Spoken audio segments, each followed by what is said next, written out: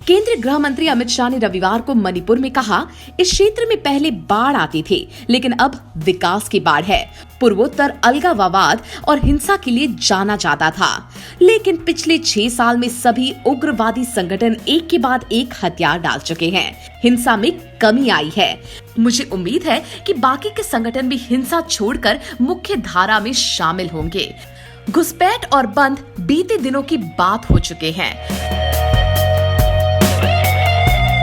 मणिपुर में आईआईटी और medical college की नींव रखने के बाद आयोजित एक जनसभा को संबोधित करते हुए शाह ने कहा, प्रधानमंत्री नरेंद्र मोदी ने यहाँ के लोगों के बिना कहे इनर परमिट दिया है। जनता के दिल की बात समझने में उनके जैसा दूसरा कोई नहीं है। पहले यहाँ बाढ़ आती थी, अब विकास हो रहा है।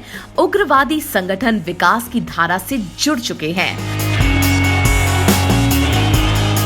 आगे कहा कि पहले लोगों को रोजी रोटी की दिक्कत होती थी, बंद हुआ करते थे, जिससे लोगों को परेशानी होती थी। घरों में गैस नहीं होती थी, बच्चों के लिए रोटी नहीं थी।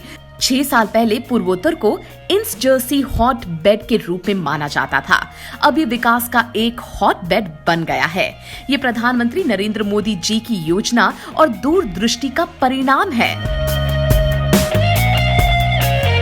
शाह ने कहा, 2014 में पीएम नरेंद्र मोदी ने कहा कि दोनों हाथ मजबूत होने चाहिए और पूर्वोत्तर दूसरा हाथ है। उन्होंने कहा, पहले मणिपुर की कानून व्यवस्था की चर्चा होती थी, लेकिन भाजपा सरकार बनने के बाद मणिपुर विकास के रास्ते पर चल पड़ा है।